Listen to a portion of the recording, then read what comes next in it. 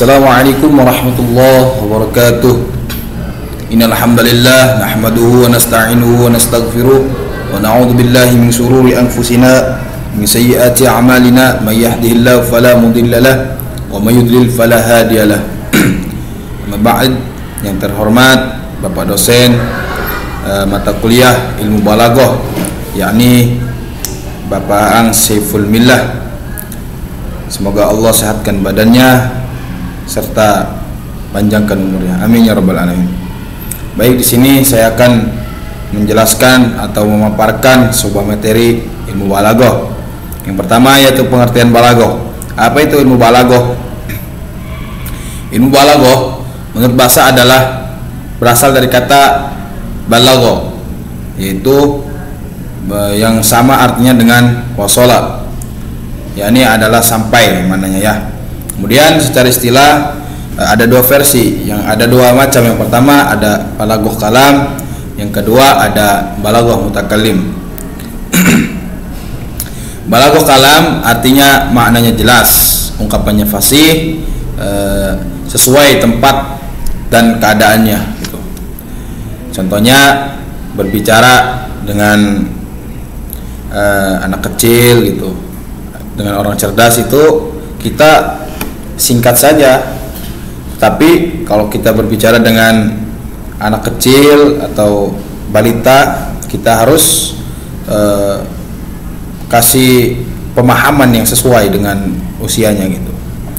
Jadi kalam itu ada dua. Yang pertama kalam, balaghah kalam, yang kedua balaghah mutakallim. Kemudian mutakallim baligh yaitu bakat yang dimiliki seorang, atau balaghah mutakallim yaitu bakat yang dimiliki seorang dan ia mampu menyusun baik kalam sesuai dengan tuntutan keadaan, fasih, menggunakan makna apa saja gitu yang terlintas dalam benak pikirannya. Kemudian mutakallim juga mampu menggunakan sebuah kata-kata dalam segala bentuk, seperti memuji, meratap, mencela, bergembira, dan lain sebagainya. Contoh daripada memuji itu seperti halnya di dalam syair Imam Sa'id Al-Busairi dalam kitab Burdahnya, beliau juga menyampaikan bahwasanya syairnya itu tentang memuji Rasulullah SAW. Kemudian mencela, bisa juga untuk mencela dan lain sebagainya. Untuk menupuk bakat yang telah tercatat tersebut, harus membiasakan penggunaan bahasa Arab yang fasih dan benar, yaitu mempelajari ilmu nahwu sorof dulu. Kalau kita mau belajar balaghah, kita harus bisa nahwu, kita harus bisa sorof. Kata di kitab Imriti juga dikatakan, Syekh Syarafuddin Al-Imriti mengatakan, wa nahwu aula awalan ayu alama idil kalami dunahu la yufhama. Jadi nahwu itu adalah segalanya. Jadi kalau kita mau belajar balaghah, belajar badi', bayan, ma'ani, ya salah satunya pelajari nahwu dan sorofnya terlebih dahulu, agar kita memahaminya pun lebih bisa gitu, lebih pas gitu dalam konteks-konteks kaidah-kaidah yang telah tercatat tersebut gitu. Kemudian adapun perbedaan fasahah dengan balaghah itu terbatas kepada lafaz, sedangkan balaghah itu mencakup lafaz dan makna. Jadi perbedaannya itu kalau fasahah itu hanya terbatas pada sebuah lafaz, sedangkan kalau balaghah lafaz dan makna. Jadi setiap lafaz ini pasti kalau di balaghah ada maknanya gitu, sedangkan fasahah hanya di lafaznya saja gitu. Kemudian sejarah balaghah.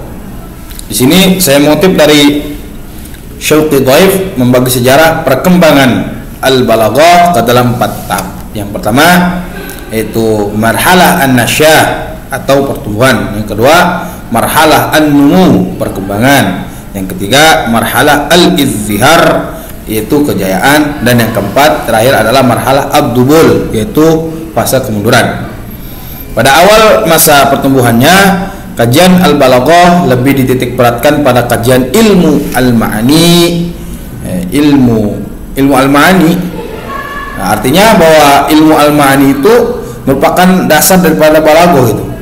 Jadi kan di dalam balaghah itu kan ada 3. Yang pertama ilmu ma'ani, yang kedua ilmu bayan, yang ketiga ilmu badi. Nah, ilmu ma'ani ini adalah ilmu dasar daripada ilmu balaghah. Gitu. Kemudian saya lebih lanjut lagi, ilmu ma'ani merupakan dasar balaghah. Lebih lanjutnya ilmu ma'ani dan ilmu nahwu mempunyai hubungan yang sangat erat atau kaitan gitu, yang sangat erat. Bahkan bisa disebut sebagai suatu kesatuan yang tidak bisa dipisahkan gitu. Sama halnya dengan ibu sama bapak gitu. Jadi antara ilmu nahwu sama ilmu balaghah itu masya Allah luar biasa kaitannya gitu.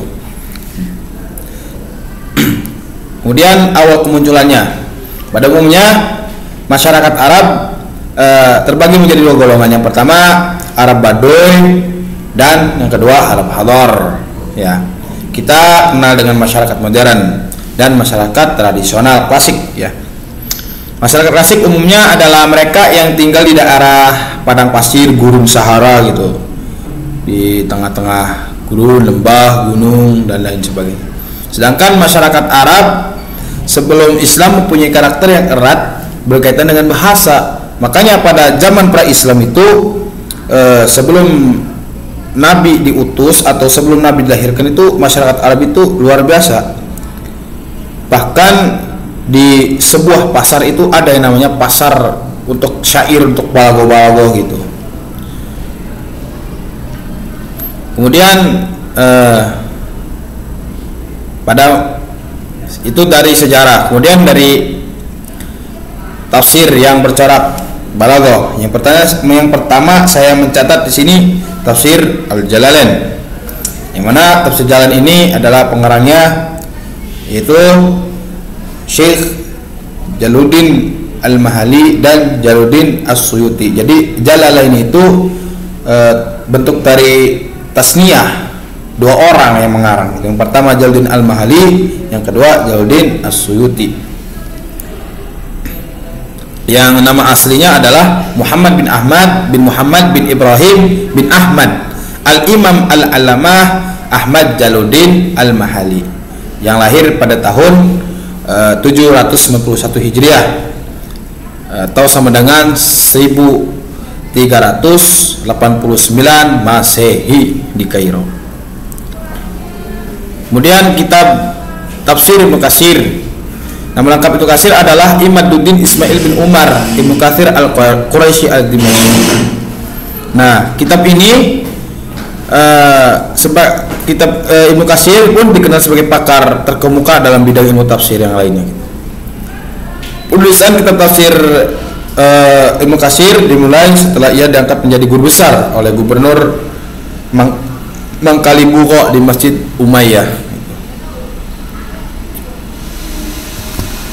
Kemudian tafsir Qurtubi adalah salah seorang fasir, dan nama lengkapnya itu Al-Imam Abdullah Muhammad bin Ahmad bin Abu Bakar bin Al-Farh Al-Ansari Al-Khazraji.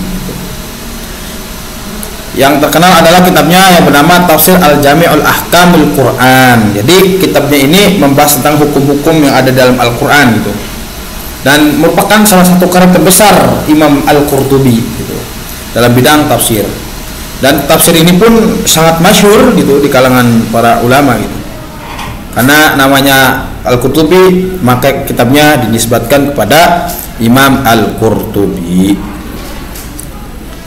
Kurang lebihnya mohon maaf. Wallahu muwaffiq ila aqwamit thoriq. Assalamu alaikum warahmatullahi wabarakatuh.